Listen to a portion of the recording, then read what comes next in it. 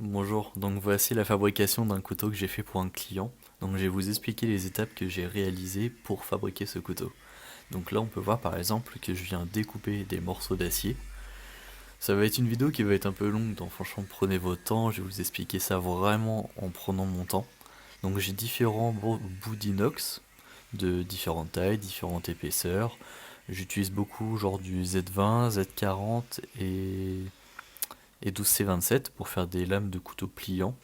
Donc on peut voir que je découpe à la disqueuse dans un premier temps. J'aime bien, j'utilise des disques de bonne qualité, ça permet de pas trop en user et bien couper.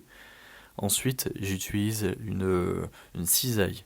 Donc c'est une vieille cisaille, le hasard a fait qu'elle vient de Thiers, alors que je l'ai récupérée en Normandie. Ça me permet de aussi un petit peu moins utiliser la disqueuse pour les petits endroits. Donc c'est assez pratique et j'aime bien.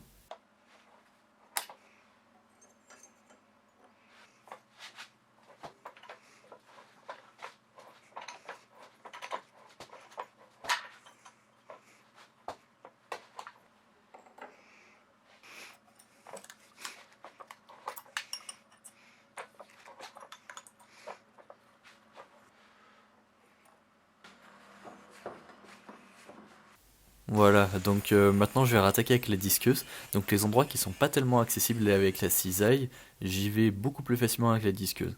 À savoir que de temps en temps, j'utilise aussi un découpeur plasma que j'ai acheté il y a pas longtemps. J'ai encore un peu de mal à le maîtriser, donc je fais encore pas mal d'étapes à la disqueuse. C'est un outil vraiment que franchement, j'apprécie l'outil.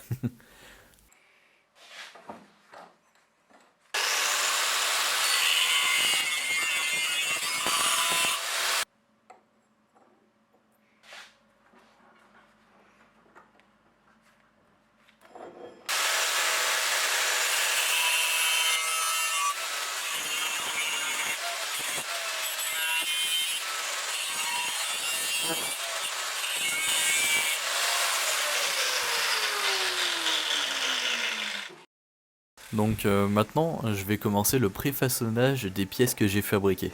Donc là, par exemple, on peut voir que je travaille la lame.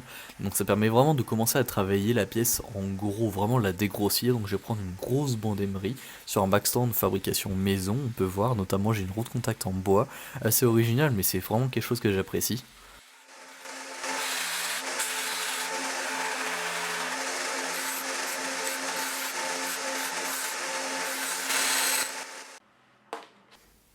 Ok, donc maintenant j'attaque ce qui va être le ressort à la fin. Donc là c'est une petite pièce, donc elle brûle assez facilement les doigts, la chaleur se répartit super vite, bon, je dois souvent la refroidir.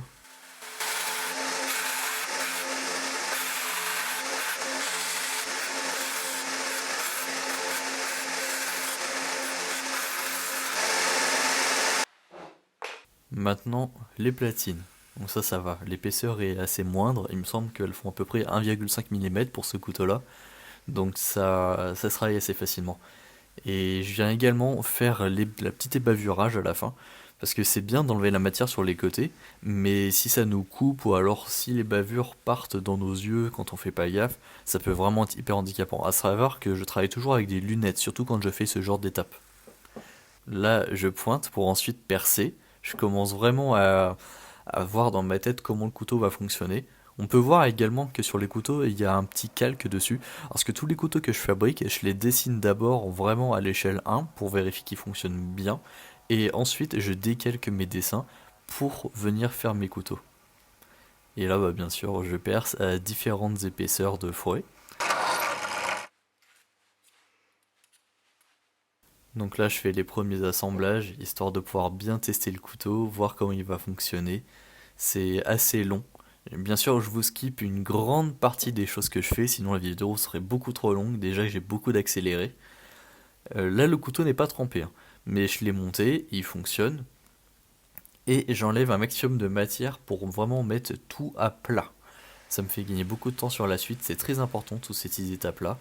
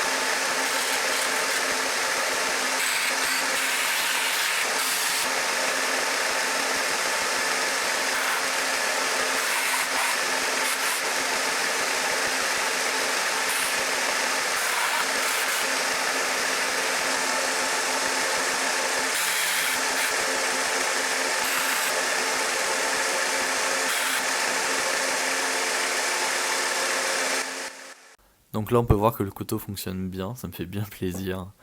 Et à la suite de ça, je prends une bande assez fine pour repasser sur toutes les pièces les unes après les autres, histoire de faire quelque chose de vraiment fin qui me plaise bien et de tout ébavurer.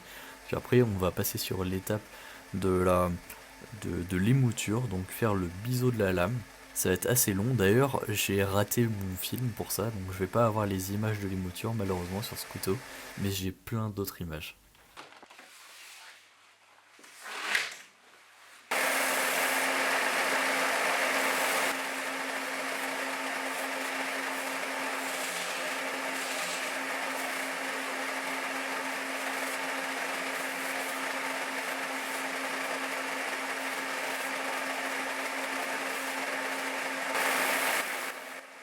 Donc avec l'aide d'un petit compas, je viens tracer le milieu de la lame avec une petite épaisseur entre les deux traits qui va me permettre d'avoir un repère quand je vais faire mon biseau. Bien sûr, mon biseau, je le fais à main levée